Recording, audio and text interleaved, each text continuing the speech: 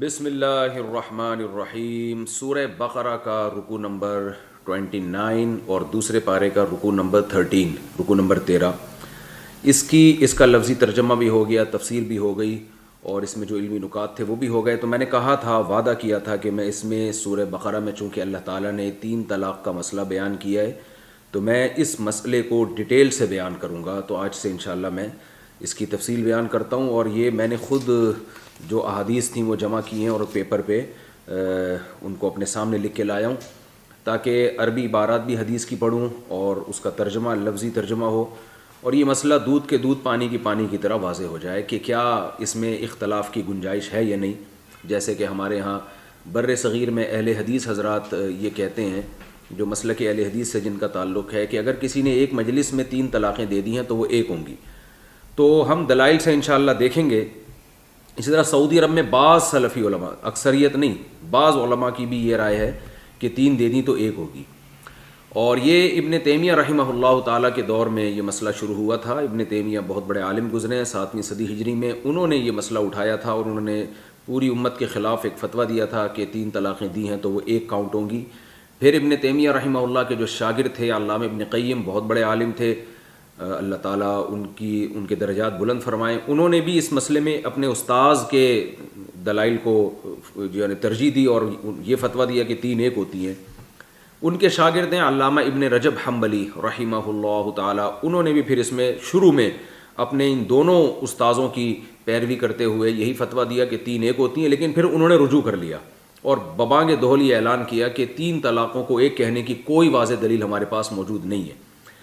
تو چونکہ آج کل بہت سے لوگ یہ اس میں مبتلا ہوتے ہیں، طلاقیں دیتے ہیں، پھر اہل حدیث سے فتویٰ لے آتے ہیں جا کے اور کہتے ہیں دیکھو ان کے پاس کتنی واضح احادیث ہیں۔ تو میں جو ایپیسوڈ ریکارڈ کروا رہا ہوں اس میں لوگوں کے سامنے قرآن و سنت کھول کے رکھ دوں گا انشاءاللہ، کہ آپ خود فیصلہ کریں کہ کس کی دلیل مضبوط ہے۔ اور میں نے جو اس میں تحقیق کی ہے وہ بہت زیادہ تحقیق کی ہے۔ علامہ ابن تیمیہ رحمہ اللہ تعالیٰ کی کوئی ایسی دلیل نہیں ہے جو میں نے چھوڑی اور اس پہ میں نے ریسرچ نہ کی ہو۔ ابن قیم رحمہ اللہ تعالیٰ کی، اسی طرح ہمارے جو اس زمانے میں اہل حدیث علماء ہیں اور وہ جتنے بھی دلائل دیتے ہیں اس مسئلے پر، میں نے ان کی موٹی موٹی یعنی یوں سمجھیں کہ 500 صفحے کی کتابیں پڑھی ہیں اور ان کا تجزیہ کیا ہے۔ اور اس میں اس بات سے قطع نظر کہ امام ابو حنیفہ کیا کہتے ہیں، امام شافعی کیا کہتے ہیں، اس سے قطع نظر سیدھا قرآن و سنت کے دلائل آپ کے سامنے رکھوں گا۔ بعد میں پھر فقہا کے اقوال پیش کروں گا انشاءاللہ کہ کس کی کیا رائے ہے، لیکن ابتدا میں اس میں فوکس کیا جائے گا قرآن و سنت کو، تاکہ آپ کے سامنے دودھ کا دودھ اور پانی کی طرف واضح ہو جائے کہ دلائل کی دنیا میں کس کا قول مضبوط ہے اور کون سا قول ایسا ہے جس کو آپ چھوڑ نہیں سکتے۔ تو سب سے پہلے میں جو یہ کلپ ریکارڈ کروا رہا ہوں اس میں اہل حدیث جو ہمارے ہاں، چونکہ ہمارے ہاں اہل حدیث علماء ہی اس پہ فتویٰ دیتے ہیں، باقی تمام مکاتب فکر اہل سنت میں وہ اس پر متفق ہیں کہ 3 ہی ہوتی ہیں۔ تو میں پہلے اہل حدیث کے دلائل دوں گا اور پھر انشاءاللہ ہم اس کا تجزیہ کریں گے۔ پھر ان دلائل کے بعد میں پھر انشاءاللہ دوسرے علماء جو جمہور علماء جن کو کہا جاتا ہے، میری نظر میں یہ مسئلہ اجماعی ہے۔ جمہور میں جب کہوں گا نا کہ جمہور کا یہ قول ہے کہ 3 ہوتی ہیں، تو جمہور سے مراد صحابہ اور تابعین کے بعد یہ مسئلے میں اختلاف پیدا ہوا ہے، تو اس وقت پھر جمہور الگ تھے اور چند لوگ الگ تھے، لیکن تو میں انہی کی رعایت کرتے ہوئے اس کو جمہور کا قول قرار دوں گا۔ لیکن حقیقت یہ ہے کہ اگر آپ احادیث میں جائیں گے تو صحابہ اور تابعین تک اس مسئلے پر مکمل اجماع تھا، کوئی ایک قول بھی ہمیں واضح ایسا نہیں ملتا جس میں آتا ہو کہ انہوں نے 3 کو ایک کہا ہو۔ تو اجماع کے بعد اختلاف رائے کی گنجائش نہیں ہوتی۔ خیر، ہم دلائل سے بحث کرتے ہیں۔ تو اہل حدیث حضرات جو یہ دلیل دیتے ہیں کہ اکٹھی 3 طلاقیں ایک ہوتی ہیں، ان کی جو سب سے مشہور دلیل ہے وہ صحیح مسلم کی یہ حدیث ہے جو میں آپ کے سامنے پڑھتا ہوں۔ عن ابن عباس رضی اللہ عنہما قال كان الطلاق على عهد رسول اللہ صلی اللہ علیہ وسلم وابی بکر وسنتين من خلافة عمر طلاق الثلاث واحدة فقال عمر بن الخطاب ان الناس قد استعجلوا في امر كانت لهم فيهم اناه فلو امضيناه عليهم فامضاه عليهم۔ حضرت عبداللہ ابن عباس رضی اللہ تعالیٰ عنہ، حدیث کے راوی کا نام آپ محفوظ رکھ لیں، اس حدیث کو بیان کر رہے ہیں عبداللہ ابن عباس۔ وہ فرماتے ہیں کہ رسول اللہ صلی اللہ علیہ وسلم کے دور میں اور حضرت ابو بکر کے دور میں اور حضرت عمر کے ابتدائی 2 سال خلافت کے دور میں 3 طلاقوں کو ایک سمجھا جاتا تھا۔ حضرت عمر ابن خطاب نے فرمایا کہ لوگ ایک معاملے میں جلدی کر رہے ہیں جس میں شریعت نے ان کو گنجائش دی ہے، تو ہم کیا ہی اچھا ہوگا کہ ہم اس کو ان پہ نافذ کر دیں۔ فَأَمْضَاهُ عَلَيْهِمْ، اور حضرت عمر نے یہ طلاقیں ان پہ نافذ کر دیں، یعنی حضرت عمر نے گویا فیصلہ کر دیا کہ 3 اب 3 ہی ہوں گی، اکٹھی 3 کسی نے دیں تو وہ تینوں نافذ ہو جائیں گی۔ یہ وہ مشہور حدیث ہے جس میں اہل حدیث حضرات یہ بیان کرتے ہیں کہ دیکھو حضرت ابو بکر حضرت عمر کے دور میں تو 3 ایک شمار ہوتی تھی، حضرت عمر کے ابتدائی دور میں بھی حضرت عمر نے ایک فیصلہ کیا کہ بھائی لوگ جلد بازی کر رہے ہیں، ایک ناجائز کام کر رہے ہیں، تو ہم فیصلہ کرتے ہیں کہ 3 کو اب 3 ہی واقع کریں گے اور اس میں لوگوں کو اب چھوٹ نہیں دیں گے۔ تو ایک گویا ایک سیاسی فیصلہ تھا لوگوں کو طلاق سے روکنے کے لیے، کیونکہ اس پر تقریباً اجماع ہے، چند فقہا کا اس میں اختلاف ہے لیکن جمہور کا تقریباً اس پر اجماع ہے کہ اکٹھی 3 طلاقیں دینا ناجائز ہے، گناہ ہے۔ تو حضرت عمر نے لوگوں کو ایک ناجائز کام سے روکنے کے لیے فیصلہ کیا کہ اکٹھی 3 دو گے تو بیوی حرام ہو جائے گی۔ یہ وہ حدیث ہے، مشہور حدیث جو اہل حدیث حضرات پیش کرتے ہیں۔ اچھا، یہاں پر ایک بات میں یہ بھی عرض کروں کہ اہل حدیث علماء کو میں نے جو بھی ان کی ٹی وی میں ٹاک سنی ہے یا سوشل میڈیا پہ، جب وہ اس حدیث کا ترجمہ کرتے ہیں تو اکثر ایک لفظ اپنی طرف سے بڑھا دیتے ہیں۔ اس میں وہ لفظ یہ ہے، وہ اس حدیث کا ترجمہ یوں کرتے ہیں کہ نبی صلی اللہ علیہ وسلم کے دور میں، ابو بکر رضی اللہ تعالیٰ عنہ کے دور میں اور حضرت عمر کے ابتدائی 2 سال میں اکٹھی 3 طلاقوں کو ایک سمجھا جاتا تھا، یا ایک مجلس کی 3 طلاقوں کو ایک سمجھا جاتا تھا۔ حضرت عمر نے ان کو پھر نافذ کر دیا، یعنی 3 قرار دے دیا۔ تو یہ جو اکٹھی کا لفظ ہے یا ایک مجلس کا لفظ ہے، یہ حدیث میں نہیں ہے، یاد رکھیں۔ تو یہ اس سے لوگ اس میں جاتے ہیں کنفیوژن میں، لوگ سمجھتے ہیں کہ اس زمانے میں اکٹھی 3 نبی کے دور میں ایک ہوتی تھی، حضرت عمر نے اکٹھی والی کو 3 کر دیا۔ ایسا کچھ بھی نہیں ہے، حدیث کی جو ورڈنگ ہے وہ یہ نہیں ہے۔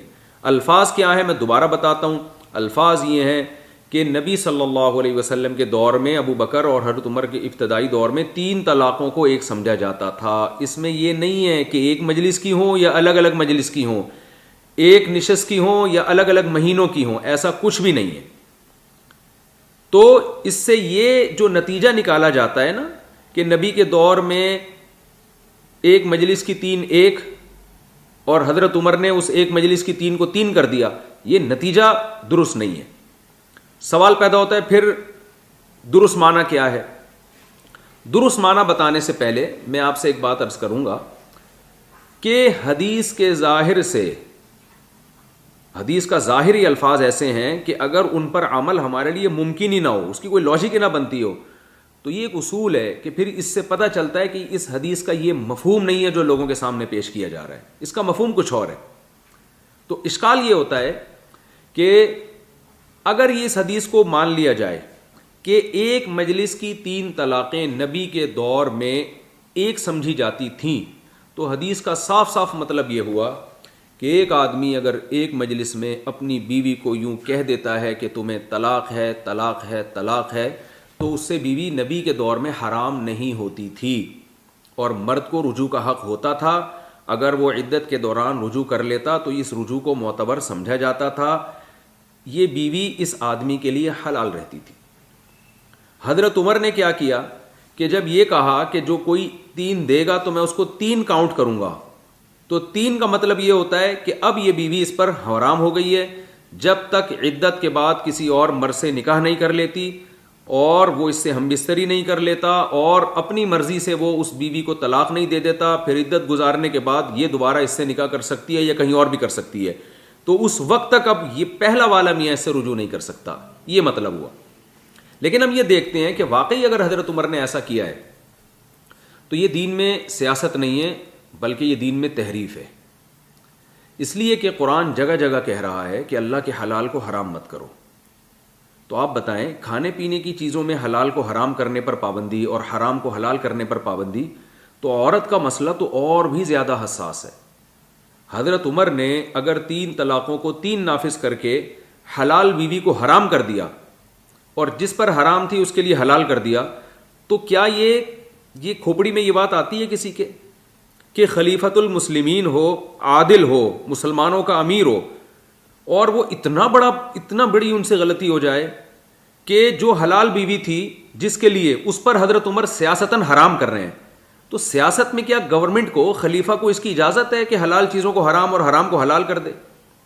کیونکہ اگر ایک آدمی نے حضرت عمر کے دور میں, مثال کے طور پر زید نے اپنی بیوی کو اکٹھی 3 طلاقیں دے دیں, اور زید کی بیوی کا نام فار ایگزامپل ہندا تھا, اب قرآن و سنت کی روشنی میں, نبی کے دور کی روشنی میں تو یہ بیوی حلال ہے, لیکن حضرت عمر کہتے ہیں کہ یہ ہندا جو ہے زید پر حرام ہو گئی, اور زید کے علاوہ بکر نامی ایک شخص ہے جس سے یہ عدت کے بعد نکاح کرتی ہے.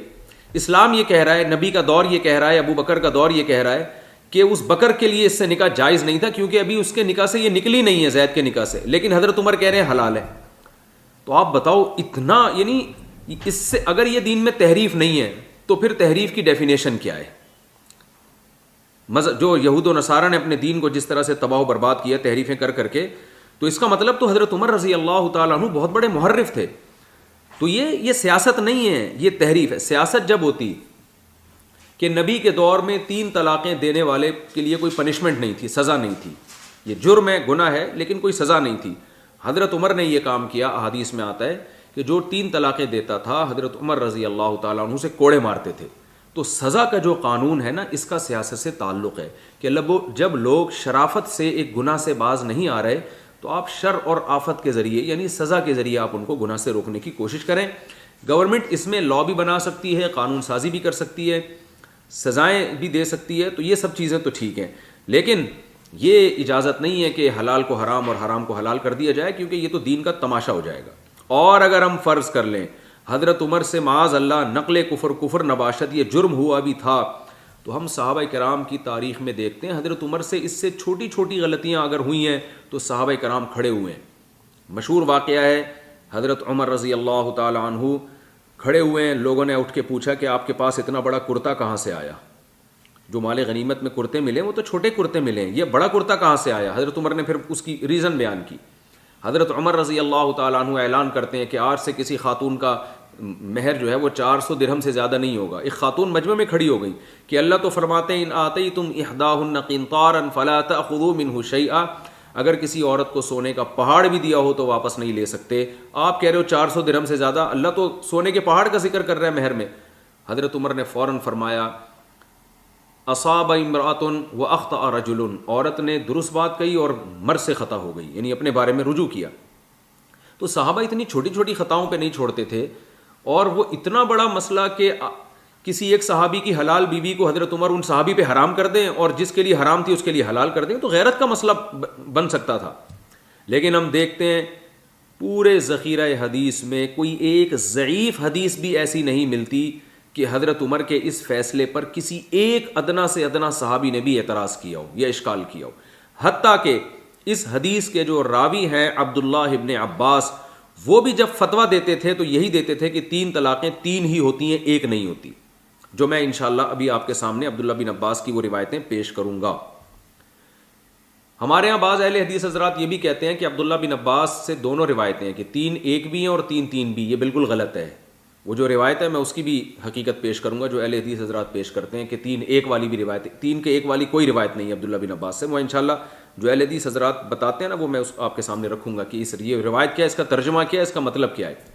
اور ویسے بھی کامن سینس کے خلاف ہے کہ عبداللہ بن عباس کسی کو کہہ رہے ہیں تمہاری بیوی حلال ہے, کسی کو کہہ رہے ہیں حرام ہے.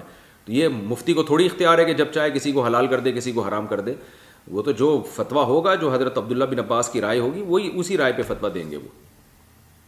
تو اس سے پتہ چلتا ہے کہ اگر ہم اس حدیث کا یہ مطلب لیں کہ نبی کے دور میں 3 طلاقیں 3 ہوتی تھیں, حضرت عمر نے اس کو, نبی کے دور میں 3 ایک ہوتی تھیں, حضرت عمر نے 3 کیا ہے, تو یہ بہت بڑا اشکال ہوتا ہے. اس سے صاف پتہ چلتا ہے کہ اس حدیث کا وہ مفہوم نہیں ہے جو ہمارے اہل حدیث حضرات بیان کرتے ہیں.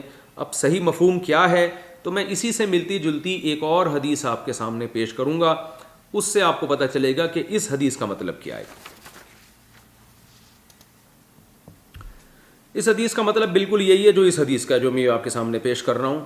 عن ابی الزبیر قال سمعت جابر بن عبد الله رضی اللہ عنہ یقول كنا نستمتع بالقبضة من التمر والدقیق الایام على عهد رسول اللہ صلی اللہ علیہ وسلم وابی بکر حتى نہى عنہ عمر.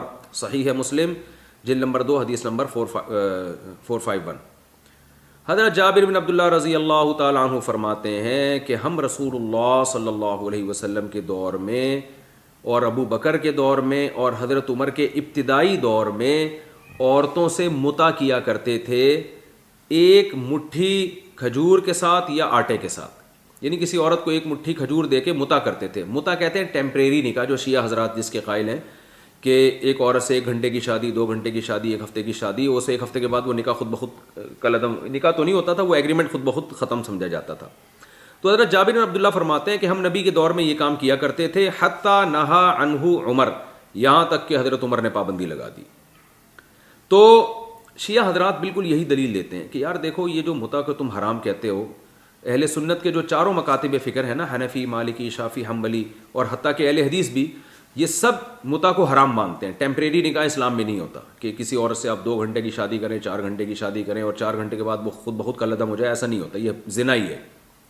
لیکن جابر بن عبداللہ فرماتے ہیں ہم نبی کے دور میں بھی یہ کام کرتے تھے، ابو بکر کے دور میں بھی یہ کام کرتے تھے، حضرت عمر نے پابندی لگائی. تو جو اس حدیث کا جواب ہے نا، وہ اہل حدیث حضرات کو ہم کہتے ہیں آپ جو حدیث پیش کرتے ہیں اس کا بھی وہی جواب ہے کہ نبی کے دور میں 3 ایک ہوتی تھیں، ابو بکر کے دور میں 3 ایک ہوتی تھی، حضرت عمر نے 3 کو 3 قرار دیا ہے. تو اس حدیث کا جو جواب ہے اس کا بھی وہی جواب ہے.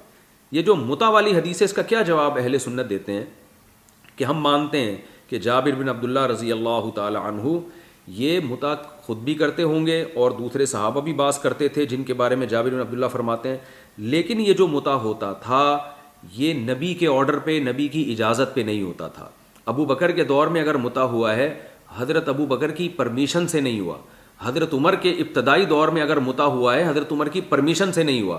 اور یہ جو حضرت عمر نے پابندی لگائی ہے یہ پابندی کوئی نئی پابندی نہیں ہے، وہی پابندی ہے جو حضرت ابو بکر کے دور میں، حضرت نبی صلی اللہ علیہ وسلم کے دور میں لگ چکی تھی.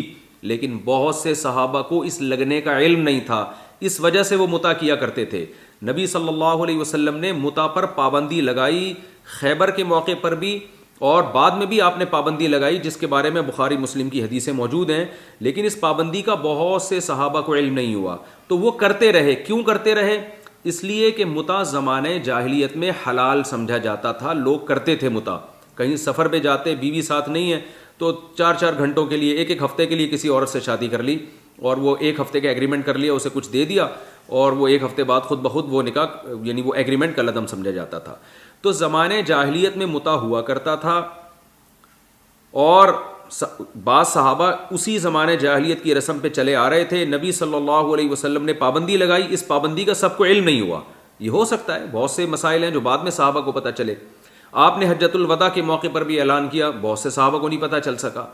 تو حضرت ابو بکر کے دور میں بھی ایسا ہوتا رہا. حضرت عمر نے پابندی لگانے کا مطلب یہ ہے کہ نئے سرے سے حضرت عمر نے اس حکم کی تجدید کی جو نبی کے دور میں ہو چکا تھا. اور پھر دوسری حدیث میں آتا ہے حضرت عمر نے فرمایا اب اس بارے میں کسی کا عذر نہیں چلے گا، کوئی اگر متع کرے گا تو میں اس کو رجم کروں گا. اگر شادی شدہ آدمی متع کرتے ہیں زنا والی سزا میں نافذ کروں گا، تو اس بارے میں کسی کا عذر نہیں چلے گا. تو یاد رکھیں جیسے زمانہ جاہلیت میں متع کو حلال سمجھا جاتا تھا، اس بیس پہ بعض صحابہ حضرت عمر کے دور تک کرتے رہے. بالکل اسی طرح زمانہ جاہلیت میں 3 طلاقوں کو ایک سمجھا جاتا تھا، خواہ وہ 3 طلاقیں ایک مجلس کی ہوں یا 3 مہینے میں تقسیم کر کے دی جائیں. ہر طرح کی 3 طلاقوں کو ایک سمجھا جاتا تھا. اس کی دلیل میں آگے حدیث پیش کر رہا ہوں. ہر طرح کی 3 طلاقوں کو ایک سمجھا جاتا تھا، اور ایک سمجھنے کا مطلب یہ ہے کہ مرد جتنی بھی طلاقیں دے دیتا عدت کے اندر اسے رجوع کا حق حاصل تھا. اسلام نے اس حکم کو ختم کیا اور سورہ بقرہ کی وہ آیتیں نازل ہوئیں جو میں نے آپ کے سامنے اس ایپیسوڈ میں تلاوت کی ہیں. الطلاق مرتان فامساک بمعروف او تسریح باحسان. طلاقیں 2 مرتبہ ہیں، 2 مرتبہ کے بعد چاہو تو عمدہ طریقے سے روک لو یا رخصت کر لو.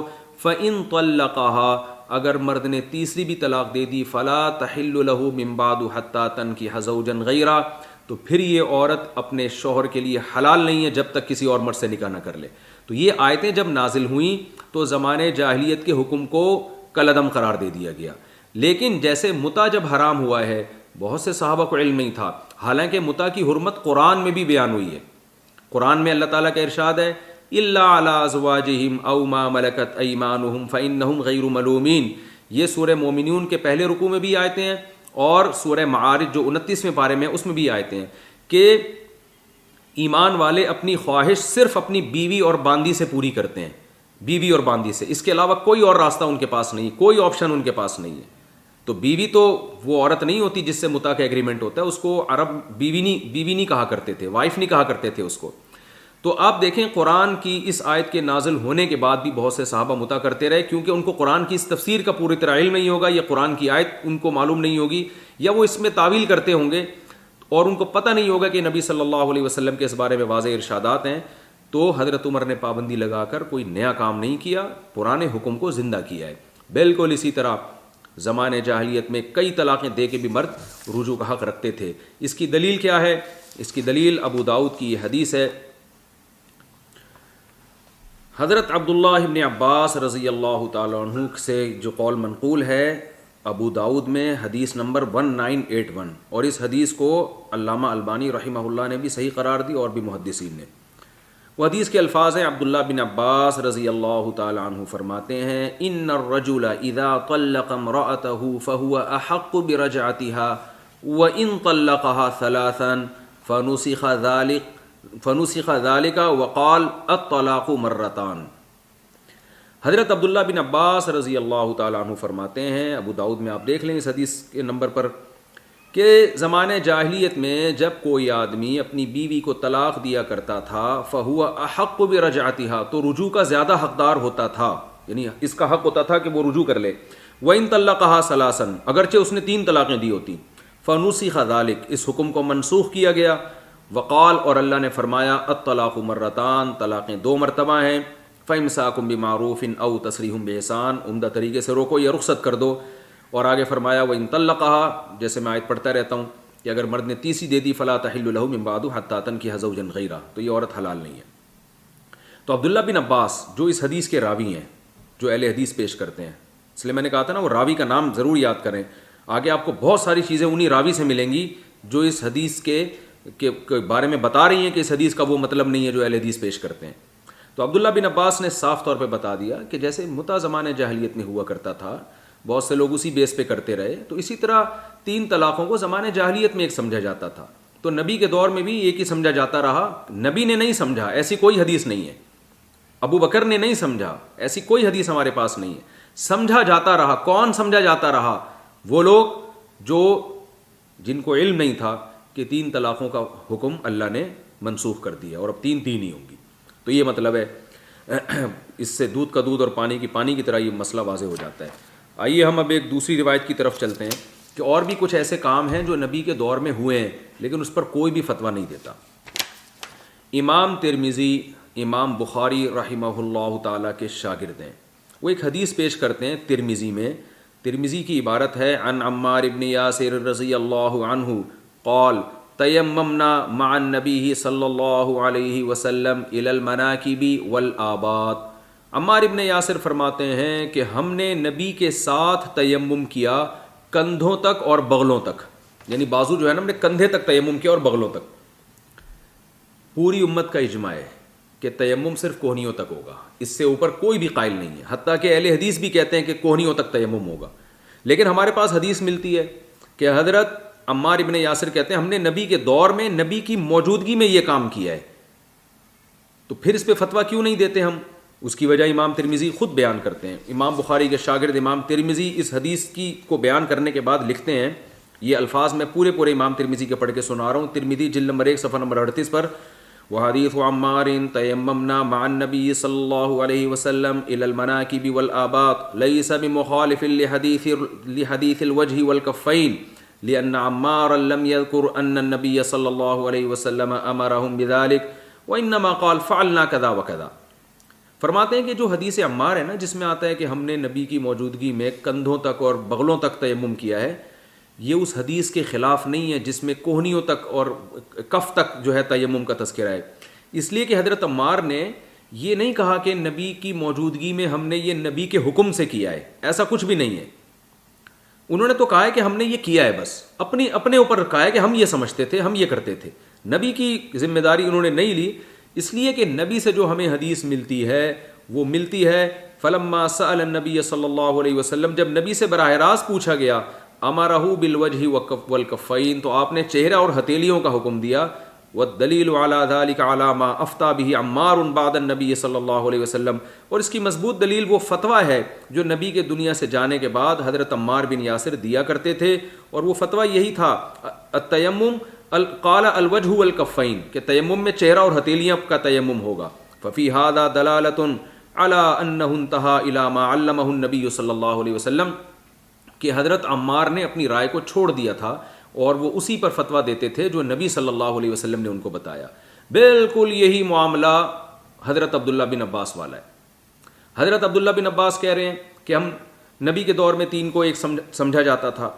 پھر عبداللہ بن عباس رضی اللہ تعالی عنہ خود جو حدیث پیش کرتے ہیں، خود جو فتویٰ دیتے ہیں، وہ 3 کو 3 کہنے کا دیتے ہیں. تو جیسے حضرت عمار کا یہ کہنا کہ نبی کی موجودگی میں ہم نے یہ کیا ہے، اس کی دلیل نہیں ہے کہ نبی کے حکم سے کیا ہے، تو یاد رکھیں اسی طرح عبداللہ بن عباس کا یہ کہنا کہ نبی کے دور میں 3 کو ایک سمجھا جاتا تھا، یہ اس کی دلیل نہیں ہے کہ نبی کے حکم سے سمجھا جاتا تھا. اس لیے کہ جیسے تیمم کے بارے میں واضح حدیث موجود ہیں کہ وہ کندھوں تک نہیں ہے، اسی طرح 3 طلاق کے بارے میں بخاری، مسلم اور قرآن کی واضح دلائل موجود ہیں، جو میں پیش کروں گا انشاءاللہ. جب میں دلائل دینے پر آؤں گا ان سے صاف پتہ چلتا ہے کہ نبی کے دور میں ایک مجلس کی 3 طلاقوں کو 3 ہی کاؤنٹ کیا گیا ہے. یہ میں انشاءاللہ آگے دلائل پیش کروں گا. تو اس سے صاف پتہ چلتا ہے کہ ہمارے جو اہل حدیث بھائی یہ جو حدیث صحیح مسلم کی پیش کرتے ہیں، اس کا وہ قطعاً مفہوم نہیں ہے جو بیان کیا جا رہا ہے. اس پہ میں نے آپ کے سامنے بہت سارے دلائل پیش کر دیے. اب ہم عبداللہ بن عباس رضی اللہ تعالی عنہ کے فتوے کی طرف آتے ہیں کہ ظاہر ہے جو حدیث بیان کرنے والے صحابی ہیں وہ اپنی حدیث کا جو مفہوم خود بیان کریں گے اسی کو آپ فالو کریں گے نا. یا چلے کسی حدیث کے 2 مطلب نکلتے ہوں، ایک صحابی کوئی مطلب بیان کر رہا ہے، دوسرا مطلب بیان کر رہا ہے، تو آپ کیا چلے ہم اس مطلب کو نہیں لیتے، اس مطلب کو لیتے ہیں.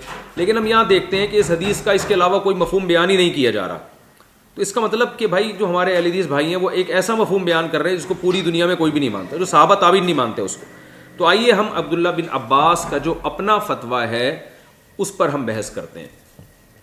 حضرت عبداللہ بن عباس کا جو فتویٰ ہے نا، وہ میں بیان کرنے سے پہلے سورہ طلاق کی آیتوں کا صرف ترجمہ کروں گا آپ کے سامنے، کیونکہ عبداللہ بن عباس نے جب اکٹھی 3 طلاقیں دینے والے کو یہ فتویٰ دیا نا کہ 3 ہو گئی ہیں اور بیوی حرام ہو گئی ہے، تو قرآن کی آیتیں اس میں بطور دلیل کے پیش کی ہیں. اور یہ فتویٰ عبداللہ بن عباس نے نبی سے دنیا کے جانے کے بعد دیا ہے. تو وہ آیتیں میں آپ کے سامنے پیش کروں گا.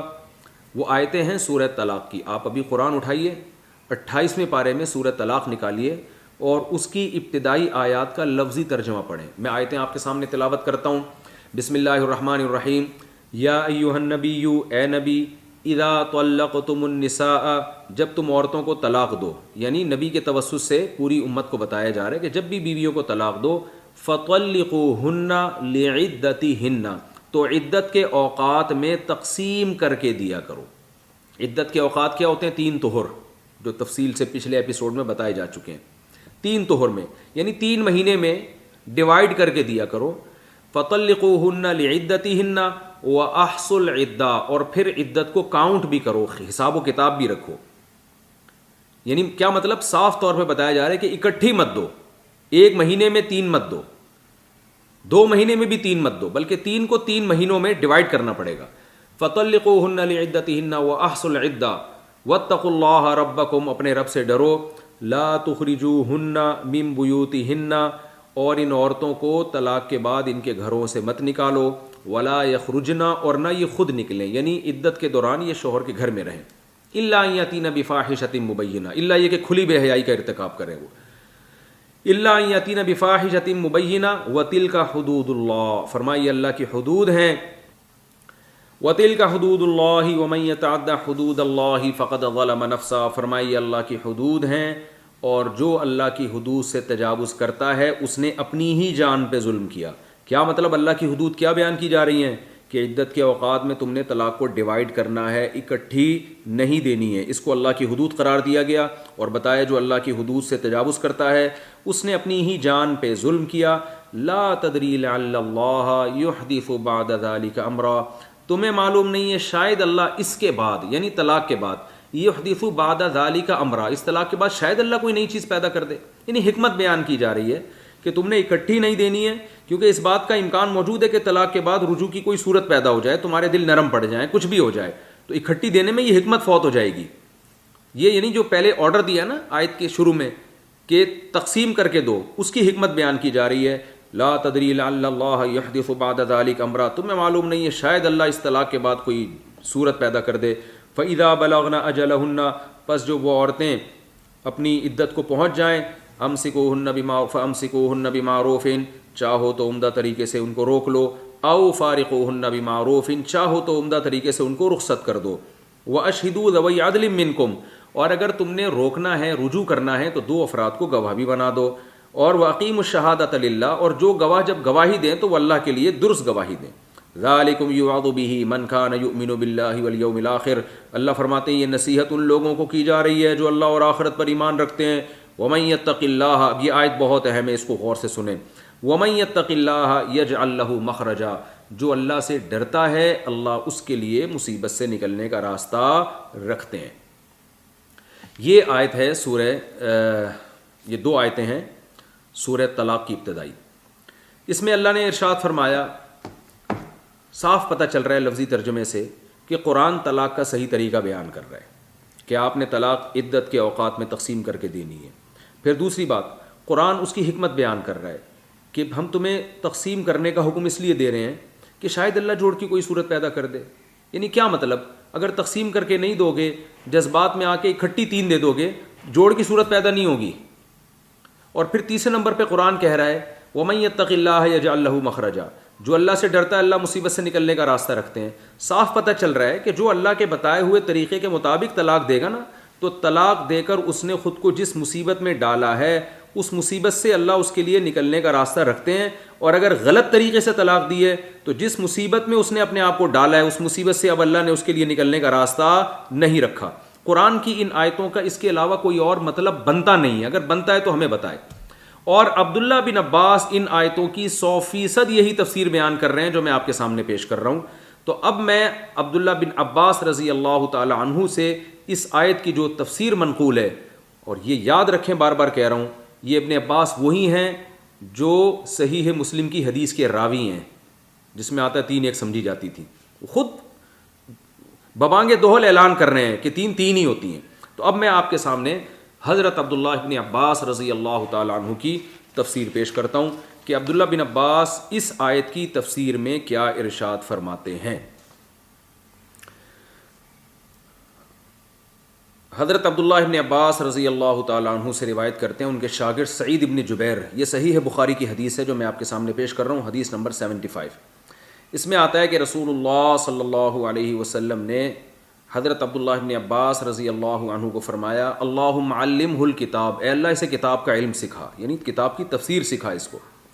دوسری حدیث جو علامہ البانی رحمہ اللہ تعالی نے سلسلۃ الصحیحہ میں جلد نمبر 6 اور صفحہ نمبر 173 پہ جو جس حدیث کو صحیح قرار دیا ہے، اس میں حضرت سعید رضی اللہ تعالیٰ عنہ کے الفاظ یہ ہیں، اللہم علمہ التاویل، کہ آپ صلی اللہ علیہ وسلم نے حضرت عبداللہ بن عباس کے بارے میں فرمایا اللہ انہیں تفسیر، تعویل کا معنی ہوتا ہے تفسیر، اللہ انہیں تفسیر کا علم سکھا۔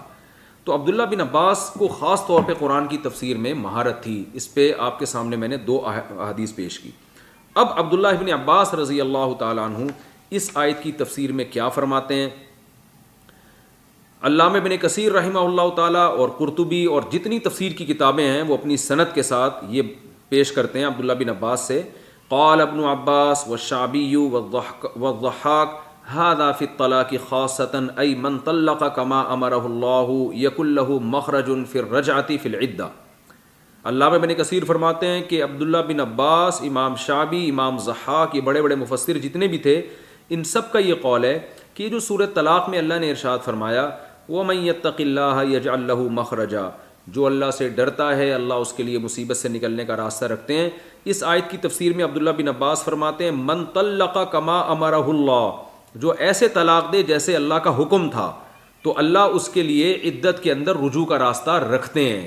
اس کے لیے مصیبت، کیونکہ اکثر اکٹھی 3 طلاقیں دینے کے بعد نا لوگ پچھتاتے ہیں، تو جو اللہ کے بتائے ہوئے طریقے کے مطابق طلاق دیں گے اللہ عدت کے دوران ان کے لیے رجوع کا حق رکھتے ہیں. صاف پتہ چلتا ہے جو اس طرح سے نہیں دیتے، شریعت کے خلاف دیتے ہیں، وہ اللہ سے نہیں ڈرے، لہذا ان کے لیے اس مصیبت سے نکلنے کا راستہ ممکن نہیں ہے.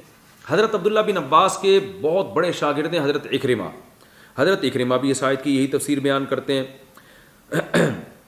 تفسیر طبری میں وہ اپنی سند سے پیش کرتے ہیں سورۃ طلاق کی ان آیتوں کے تحت عن اکرمۃ ومن یتق اللہ یجعل لہ مخرجا. حضرت عبداللہ بن عباس کے شاگرد اکرمہ بیان کرتے ہیں، قرآن کی آیت پہلے انہوں نے تلاوت کی کہ جو اللہ سے ڈرتا ہے اللہ اس کے لیے مصیبت سے نکلنے کا راستہ رکھتا ہے. تو حضرت اکرمہ فرماتے ہیں من طلق کما امر اللہ، جو ایسے طلاق دے گا جیسے اللہ نے حکم دیا، یجعل لہ مخرجا، اللہ اس کے لیے مصیبت سے نکلنے کا راستہ رکھتے ہیں. تو آپ نے دیکھا عبداللہ بن عباس، حضرت شعبی، امام ضحاک اور عبداللہ بن عباس کے شاگرد اکرمہ سب ایک ہی تفسیر بیان کر رہے ہیں. اور جیسے میں نے بتایا کہ سورہ طلاق کی جو آیتیں ہیں ان کی اس کے علاوہ کوئی اور تفسیر بنتی بھی نہیں ہے، یعنی یہ ہوتی تو سامنے کوئی تو لے کر آئے نا، کسی نے بھی اس کی مخالفت نہیں کی ہے. تو اس سے صاف پتہ چلتا ہے کہ سورہ طلاق کی آیتوں میں اللہ نے ہمیں بتا دیا کہ جو ایک مجلس میں 3 طلاقیں دے گا اس نے اس طرح کر کے اپنے آپ کو جس مصیبت میں ڈالا ہے تو اس مصیبت سے اب اللہ نے اس کے لیے نکلنے کا راستہ نہیں رکھا. عبداللہ بن عباس رضی اللہ تعالیٰ عنہ کا فتویٰ بھی بالکل یہی ہے جیسی وہ آیت کی تفسیر کر رہے ہیں. وہ فتویٰ میں آپ کو پڑھ کے سناتا ہوں. سنن ابو داؤد کی حدیث ہے، حدیث نمبر ہے 2197، اور یہ حدیث تمام محدثین کے نزدیک صحیح ہے، لہذا مجھے اس کی سند کی بحث کی ضرورت نہیں ہے. اہل حدیث بھی اس کو صحیح سند یعنی اس سند پہ اعتراض نہیں کر سکتے. وہ حدیث کیا ہے؟ عن مجاہد، حضرت مجاہد فرماتے ہیں جو عبداللہ بن عباس کے شاگرد ہیں، قال كنت عند ابن عباس، میں عبداللہ بن عباس کے پاس بیٹھا ہوا تھا، فجاءه رجل، ایک بندہ آیا، فقال، اور کہنے لگا، انه طلق امرأته ثلاثا، میں نے اپنی بیوی کو 3 طلاقیں دے دی. قال فسكت، عبداللہ بن عباس خاموش ہو گئے. حتی ظننت انه رادها الیہ، اتنی دیر خاموش رہے کہ ہمیں لگا شاید یہ فتویٰ دے دیں کہ بیوی لے جاؤ واپس، اتنا غور اس لیے کر رہے ہیں شاید یہ.